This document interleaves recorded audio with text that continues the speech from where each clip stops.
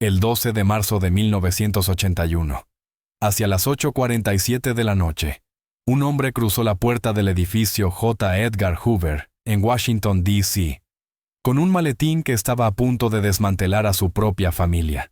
Se llamaba Richard Coleman, tenía 44 años, y dentro de ese maletín llevaba fotografías de documentos clasificados, cartas codificadas en ruso, y una lista de nombres escrita con la letra de su esposa.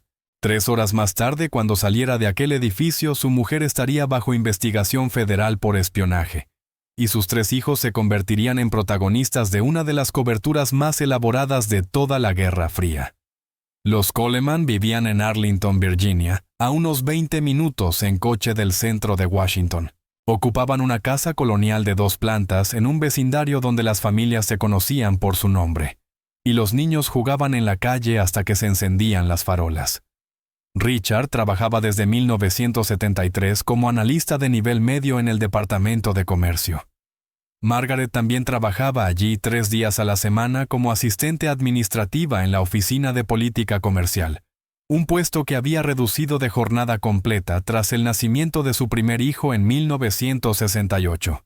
Los martes y jueves, sus días libres en la oficina, daba clases de piano en casa, organizando las lecciones durante la tarde, mientras sus 3 hijos, Jennifer, Michael y Sarah, estaban en la escuela. A ojos de los vecinos entrevistados años después, parecían una familia más lidiando con las rutinas de la vida suburbana en los primeros años de la era Reagan. Un hogar de doble ingreso que funcionaba gracias a una cuidadosa coordinación de horarios y responsabilidades. Pero el 28 de enero de 1981, esa imagen empezó a resquebrajarse. Aquel día Richard regresó del trabajo antes de lo habitual alrededor de las 2:30 de la tarde, con lo que más tarde describiría como síntomas de gripe. Margaret estaba en la planta de arriba y al oír el coche en la entrada, bajó deprisa, demasiado deprisa según recordaría Richard, con las mejillas encendidas y una nerviosidad extraña. En ese momento él no le dio importancia, se fue a tumbar en la habitación de invitados, y probablemente habría olvidado el incidente por completo, de no ser por lo que encontró a la mañana siguiente. En el armario del dormitorio, cerca de la pared del fondo, había una tabla del suelo que nunca había encajado del todo con las demás. Richard llevaba meses diciéndose que debía arreglarla. La mañana del 29 de enero, notó que la tabla sobresalía más de lo normal, y cuando la levantó con cuidado, encontró una caja metálica de aproximadamente 8 por 6 pulgadas. Dentro de esa caja estaba la prueba de que su esposa trabajaba para los soviéticos. El contenido más tarde descrito minuciosamente en las declaraciones de Richard a los investigadores federales era inquietante. Había 23 fotografías de lo que parecían ser documentos oficiales tomadas con poca luz, usando una cámara de 35 milímetros. Algunos eran informes y evaluaciones de política comercial que él reconoció de su propio trabajo. Otros parecían proceder de distintas oficinas del Departamento de Comercio, memorandos y notas informativas a los que Margaret podía acceder gracias a su puesto administrativo, papeles que pasaban por su mesa para ser archivados o distribuidos. Había 4 cartas escritas en ruso cifrado que luego serían traducidas y resultarían contener instrucciones sobre puntos muertos de intercambio y protocolos de comunicación. También había recibos de un laboratorio fotográfico en Georgetown, fechados entre mayo de 1980 y enero de 1981. Y finalmente, un cuaderno de bolsillo de unos 3 por 5 pulgadas, lleno de columnas de números y abreviaturas que los criptógrafos identificarían más tarde como un sencillo código de sustitución. Richard no confrontó a su esposa. En lugar de eso, pasó las 6 semanas siguientes llevando a cabo lo que en la práctica fue una operación de vigilancia personal. El carácter metódico de su investigación detallado después, en su declaración formal ante los agentes federales, revela a un hombre que comprendía que necesitaba pruebas irrefutables antes de dar el paso devastador de denunciar a su propia esposa. Lo primero que hizo fue fotografiar cada objeto de la caja metálica. Utilizó su propia cámara de 35 mm, una Canon AE-1, que normalmente reservaba para las fotos familiares, y gastó 2 carretes enteros asegurándose de capturar cada página, cada anotación, cada detalle que pudiera resultar relevante. Llevó los carretes a una tienda de revelado distinta de la que usaba Margaret en Silver Spring, pagó en efectivo y dio un nombre falso. 3 días después, cuando recogió las copias, las guardó en su despacho del Departamento de Comercio, en un cajón con llave donde Margaret no tendría acceso. A partir de entonces, empezó a revisar la caja regularmente, estableciendo un patrón que le permitiera documentar cualquier cambio sin alertar a Margaret de su descubrimiento. Según su testimonio posterior, comprobó la caja los días 3, 7, 11, 15, 19 y 24 de febrero, y de nuevo el 2 de marzo. Cada vez que revisaba la caja, Richard anotaba si algo había cambiado, si habían aparecido nuevos objetos o si faltaba alguno. El 7 de febrero encontró 3 fotografías nuevas, documentos que parecían ser memorandos internos del Departamento de Comercio, relacionados con políticas de exportación de grano hacia Europa del Este. Uno de ellos era un informe en el que él mismo había trabajado un documento que había llevado a casa 2 semanas antes para revisarlo durante el fin de semana. La certeza de que Margaret había fotografiado materiales de su propio maletín, papeles, que él dejaba sobre el escritorio de su oficina en casa, le provocó un malestar físico inmediato. El 19 de febrero, el cuaderno contenía 2 páginas adicionales de anotaciones codificadas.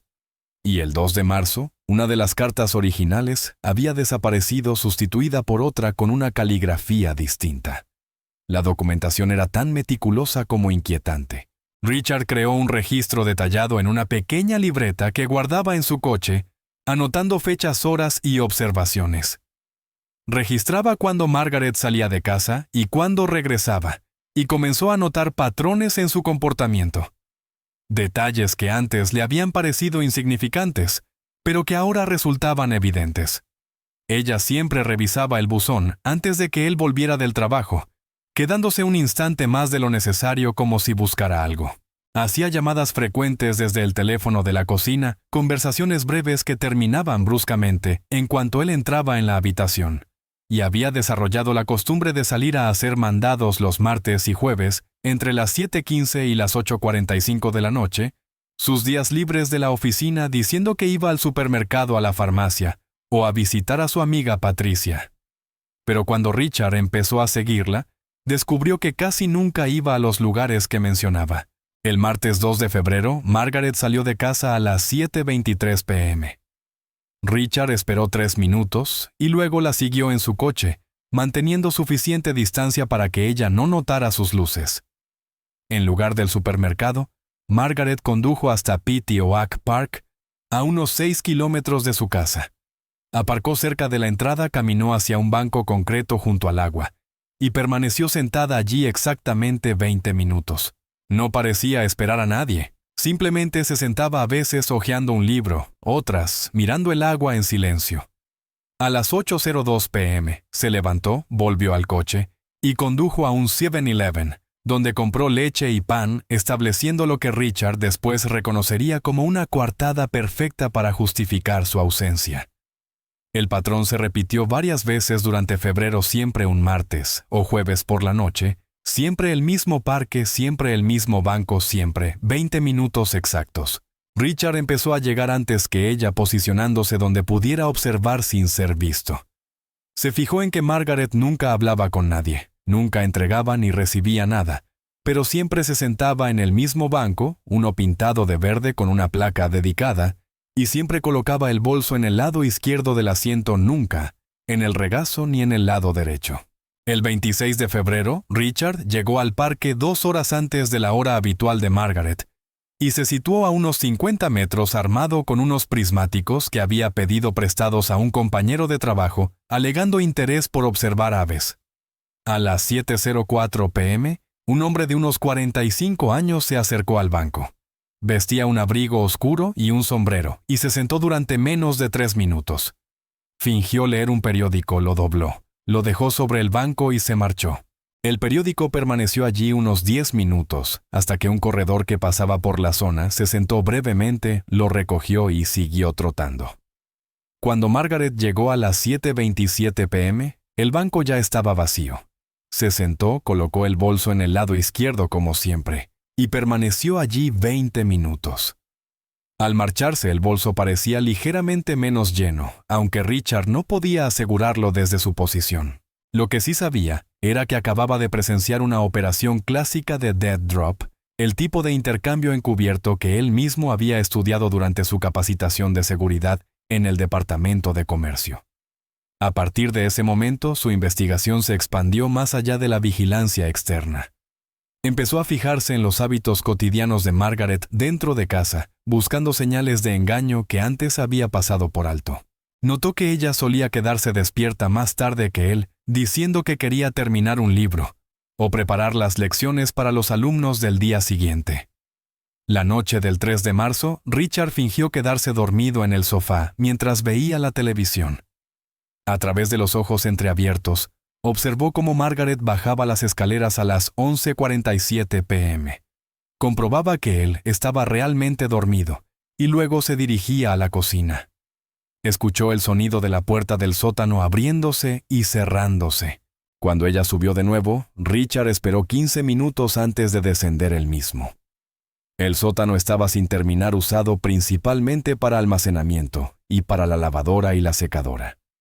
Richard registró el espacio de manera sistemática, moviendo cajas, revisando detrás del calentador de agua, buscando cualquier cosa que pareciera fuera de lugar. Detrás de una pila de viejas latas de pintura en el rincón más alejado, encontró una pequeña bolsa de lona del tipo que podría usarse para llevar ropa de gimnasio. Dentro había objetos que le hicieron temblar las manos mientras los examinaba con la linterna, un segundo juego de documentos de identificación con la foto de Margaret, pero bajo otro nombre, Elaine Warner, y una dirección en Baltimore. Un mapa de carreteras del área metropolitana de Washington con varias ubicaciones marcadas a lápiz. $500 en billetes de 20 y de 10. Y un pequeño calendario de bolsillo con fechas señaladas.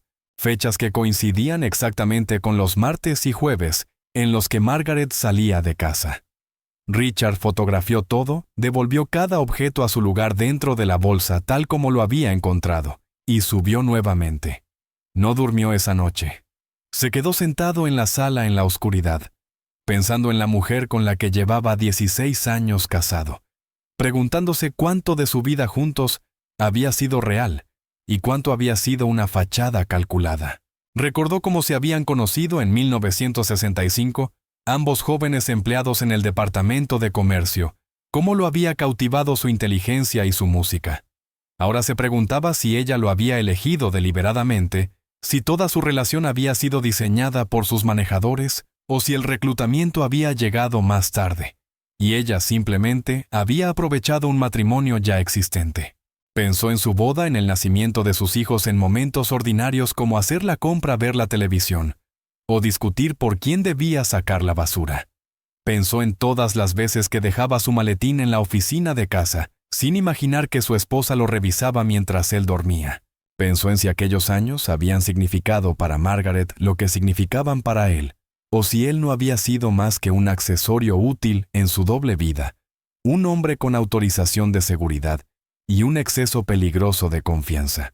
Para el 10 de marzo, Richard había reunido lo que consideraba pruebas suficientes para acudir a las autoridades federales. Tenía fotografías del contenido de la caja metálica, su registro de vigilancia detallando los movimientos de Margaret, fotos de los objetos encontrados en el sótano, fechas, horas y ubicaciones. Lo único que no tenía, y lo que le quitaba el sueño, era una forma de proteger a Jennifer, Michael y Sarah de las consecuencias devastadoras de lo que estaba a punto de hacer. Pasó horas en su coche durante los descansos del almuerzo, estacionado en aparcamientos anónimos por todo Washington, tratando de resolver la ecuación imposible de su situación. Si denunciaba a Margaret, ella sería arrestada y acusada de espionaje. La detención sería pública, el juicio sería público, y sus hijos pasarían a ser conocidos en la escuela y en su comunidad como los hijos de la espía soviética. Serían interrogados, investigados, quizá incluso sospechosos de conocer las actividades de su madre. Crecerían bajo esa sombra, marcados por un crimen ajeno, juzgados por asociaciones que nunca habían elegido. Pero si no denunciaba a Margaret él mismo, se convertiría en cómplice. Sería de hecho un accesorio de sus delitos. Y la información que ella proporcionaba a los soviéticos, fuera cual fuese el daño que estuviera causando a los intereses estadounidenses, seguiría fluyendo porque él había puesto la reputación de su familia por encima de su deber hacia su país. La decisión que finalmente tomó fue hacer ambas cosas: denunciar a Margaret ante el FBI y al mismo tiempo construir una ficción elaborada que protegiera a sus hijos de la verdad. Entregaría a su esposa, pero no permitiría que sus hijos supieran por qué se la habían llevado. El plan empezó a tomar forma durante la primera semana de marzo, refinado a lo largo de noches en vela, y un análisis angustioso de cada posible consecuencia. Investigó protocolos de tratamiento del cáncer en la biblioteca, aprendiendo suficiente terminología médica para que la mentira resultara creíble. Identificó un supuesto centro de tratamiento en el norte del estado de Nueva York, lo bastante lejos como para hacer inviables las visitas, pero no tanto como para que la historia pareciera improbable.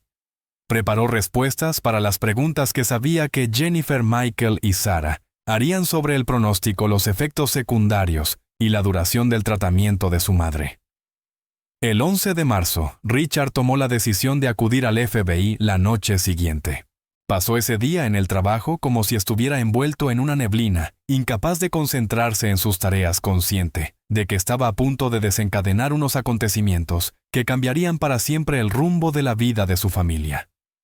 Esa noche volvió a casa y cenó con Margaret y los niños. Una cena cualquiera de miércoles. Espaguetis, pan de ajo y ensalada. Jennifer hablaba de un examen que había hecho en la escuela. Michael estaba entusiasmado con un proyecto de ciencias que involucraba baterías hechas con patatas. Sarah preguntó si podía dormir en casa de su amiga Amanda el viernes. Margaret se rió por un comentario de Michael, se inclinó para limpiar la salsa de la barbilla de Sarah, miró a Richard y le preguntó si se encontraba bien porque lo veía callado. Él respondió que sí, que solo estaba cansado del trabajo. Y allí, sentado a la mesa, Richard sabía que aquella sería la última cena normal que compartirían como familia. Sabía que en menos de 24 horas todo habría cambiado. Sabía que sus hijos pasarían años, quizá décadas, intentando comprender lo que estaba a punto de hacer. Pero ya había tomado su decisión.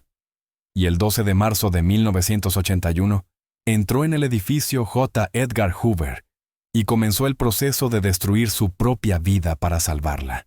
Según contaría más tarde en entrevistas con los investigadores federales, lo que Richard había estado enfrentando durante esas 6 semanas no era la duda de si debía denunciar lo que había descubierto, sino cómo hacerlo sin arruinar la vida de sus hijos. Jennifer tenía 13 años, Michael 11, Sarah 8. Ninguno sospechaba que su madre llevaba una doble vida, y Richard se obsesionó con una sola pregunta. ¿Cómo se le dice a 3 niños que su madre es una espía soviética sin traumatizarlos para siempre? La solución a la que llegó, la que presentaría al FBI el 12 de marzo, fue decirles que su madre tenía cáncer. El agente especial David Thornton, el investigador principal que tomó la declaración inicial de Richard, describió la reunión en un memorando desclasificado. Richard llegó a las 8:47 p.m. Esperó 47 minutos antes de acercarse al mostrador y luego pasó 3 horas relatando todo lo que había descubierto. Las notas de Thornton señalan que Richard se mostró calmado, metódico y enfático en 2 puntos. Primero, que su esposa debía ser arrestada de inmediato. Segundo, que sus hijos no podían conocer la verdadera razón por la que el FBI llevaba investigando una posible filtración desde el Departamento de Comercio, desde finales de 1980. Documentos relacionados con políticas de comercio internacional y evaluaciones estratégicas de recursos habían aparecido en informes de inteligencia soviéticos, lo que indicaba que alguien con acceso estaba pasando información a Moscú. Pero nunca habían identificado al responsable. La evidencia de Richard les proporcionó todo lo que necesitaban: un nombre, un método y una línea temporal que se remontaba al menos a 1977, según las fechas más antiguas de los materiales recuperados. Lo que hacía el caso especialmente grave, anotó Thornton, era que Margaret tenía acceso a documentos por 2 vías. Su puesto administrativo le permitía manejar un amplio abanico de comunicaciones internas y documentos de política, y además, tenía acceso indirecto a los materiales de trabajo de su esposo, que él ocasionalmente llevaba a casa y dejaba sin asegurar en su despacho. Margaret había explotado tanto su función profesional como su matrimonio para maximizar la información que podía entregar a sus contactos.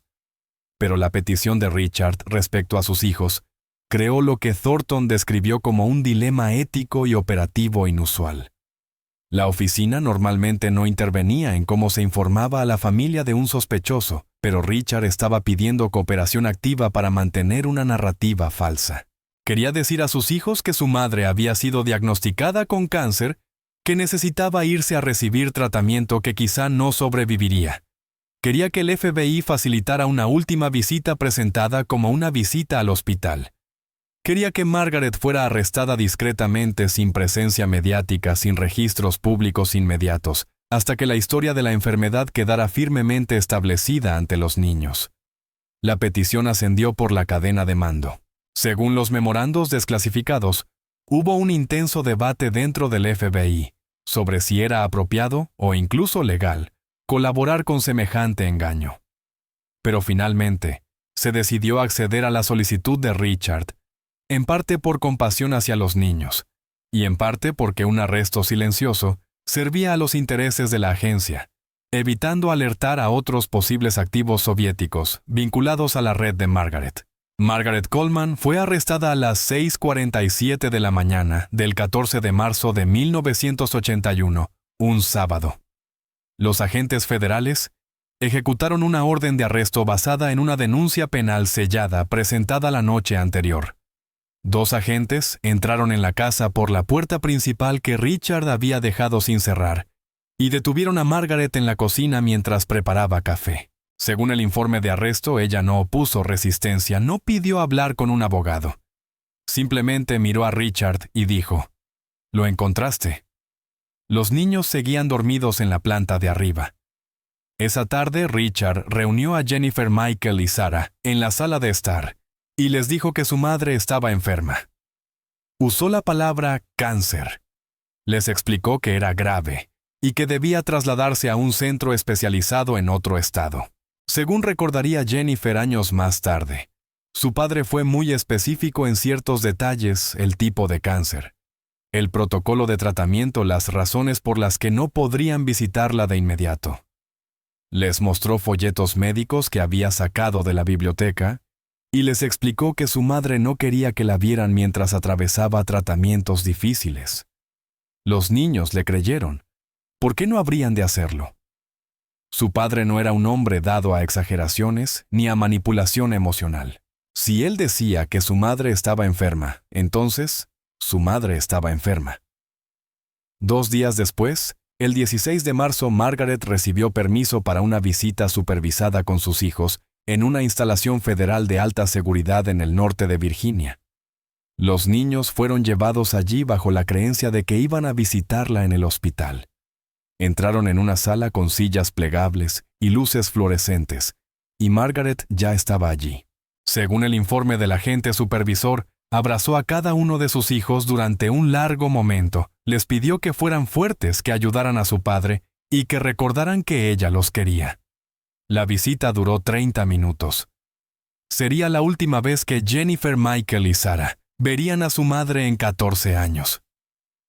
El proceso de declaración de culpabilidad de Margaret Coleman comenzó el 3 de agosto de 1981, en un tribunal federal.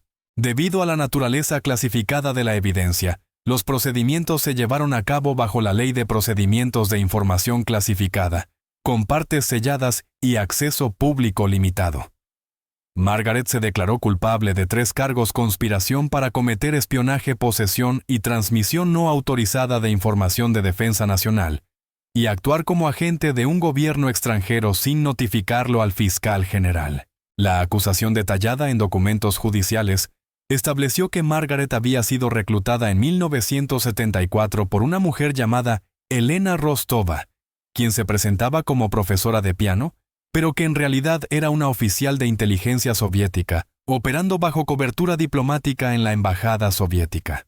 El reclutamiento fue gradual. Al principio, las solicitudes eran para obtener información básica, documentos públicos, valoraciones sobre personal del Departamento de Comercio que parecían simples comentarios inofensivos.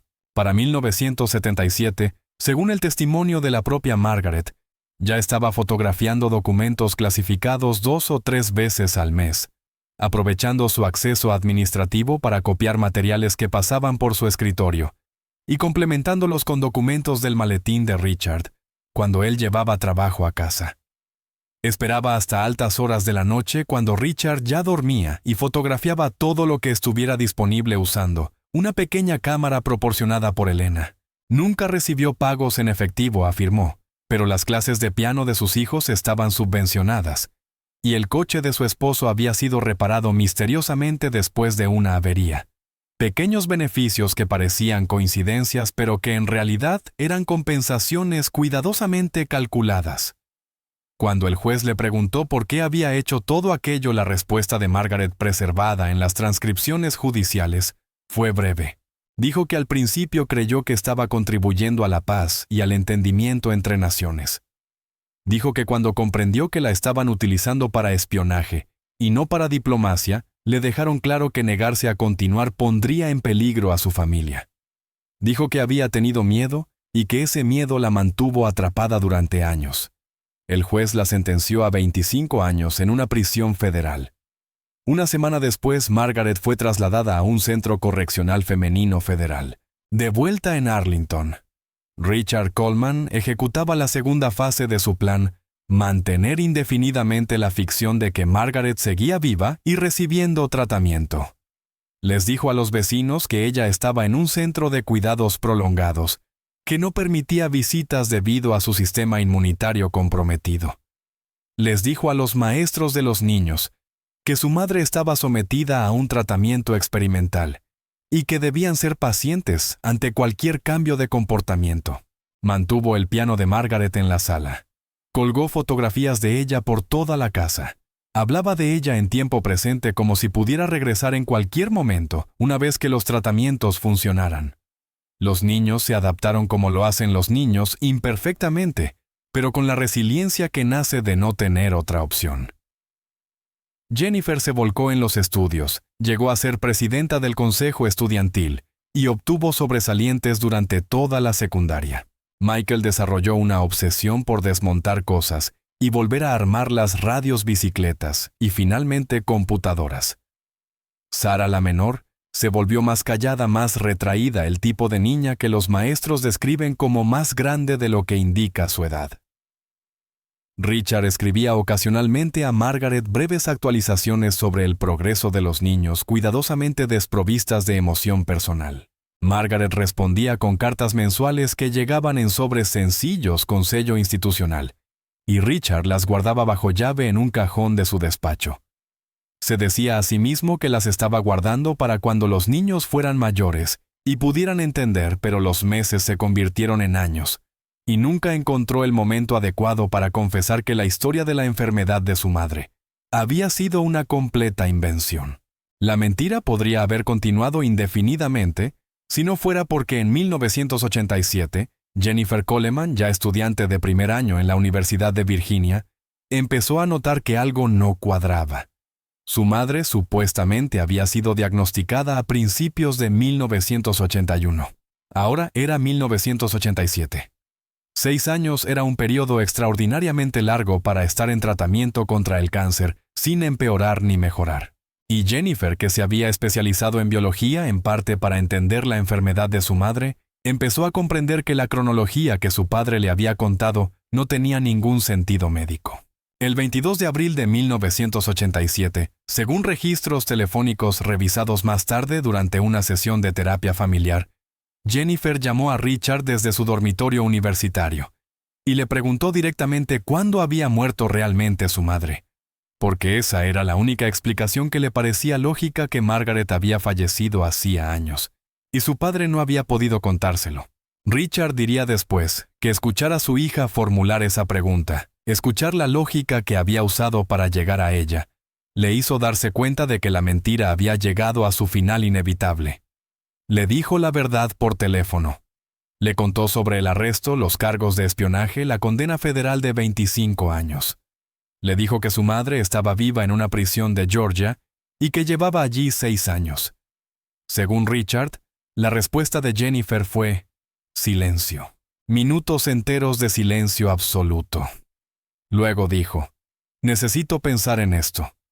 Y colgó. 3 días después llamó a Michael.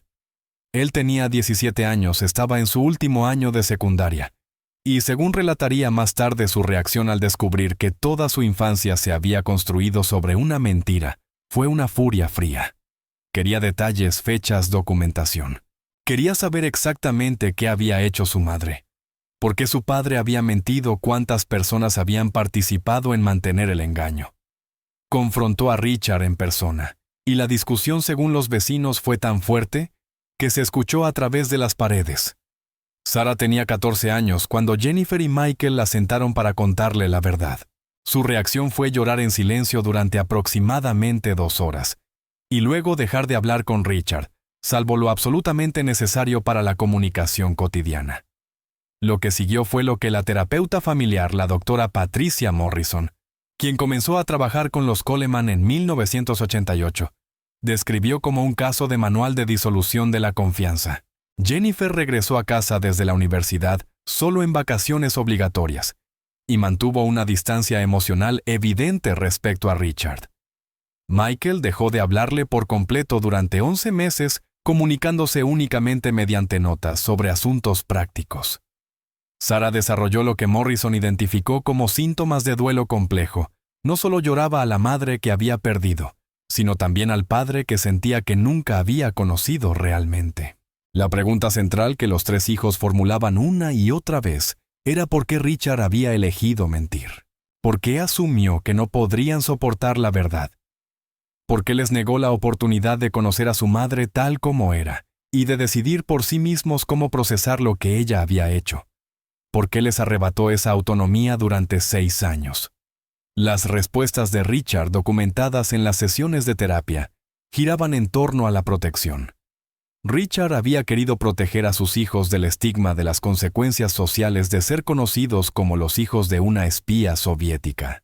Había querido preservar en ellos el recuerdo de una madre amorosa, no el de una mujer que había traicionado a su país. Creía sinceramente que la verdad les haría más daño que la mentira. Pero lo que quedó claro durante las sesiones de terapia fue que la mentira había causado un daño profundo por sí misma. Los niños no solo habían perdido a su madre, habían perdido la capacidad de confiar en la versión de la realidad que les ofrecía su padre. Habían pasado sus años formativos llorando una historia falsa mientras la verdad se mantenía oculta y aquella traición de confianza resultó ser más difícil de superar que la traición original del espionaje de Margaret. En junio de 1995, Jennifer, Michael y Sarah condujeron hasta una prisión federal para visitar a su madre por primera vez. Margaret tenía 62 años y llevaba 14 años cumplidos de su condena. Según el registro de visitas, el encuentro duró 4 horas, el máximo permitido. Lo que se habló en esas 4 horas proviene sobre todo de los relatos posteriores de los hijos, ya que las visitas en prisión no se graban a menos que exista autorización por motivos de investigación. Margaret les explicó lo mejor que pudo cómo había sido reclutada. Les habló de Elena Rostover, la mujer que se había hecho su amiga en una conferencia de profesores de piano en 1974, y que la había manipulado con paciencia y habilidad, hasta ponerla en situaciones cada vez más comprometedoras, hasta que ya no pudo salir. Dijo que había intentado detenerse varias veces, pero que le advirtieron de forma explícita que su familia sufriría si dejaba de cooperar. Después de aquel primer encuentro, los 3 hijos comenzaron a visitarla con regularidad. Michael viajaba desde Carolina del Norte, donde trabajaba como ingeniero. Jennifer iba desde Washington, D.C., donde se había dedicado a la política pública. Sarah acudía durante los descansos de su posgrado en Virginia, donde estudiaba psicología clínica. Construyeron algo que se parecía a una relación con su madre, aunque una relación fragmentada en intervalos de 30 minutos en una sala de visitas de prisión muy distinta a la que podrían haber tenido en circunstancias normales. Richard Coleman nunca visitó a Margaret en prisión. Ella le escribió de vez en cuando cartas breves, agradeciéndole cómo había criado a los niños y reconociendo la situación imposible en la que él se había encontrado. Richard guardó todas esas cartas, pero nunca respondió. Según diría más tarde, creía haber hecho lo que debía para proteger a sus hijos. Y aunque podía admitir intelectualmente que la mentira había causado daño, no podía arrepentirse de la decisión que tomó en 1981.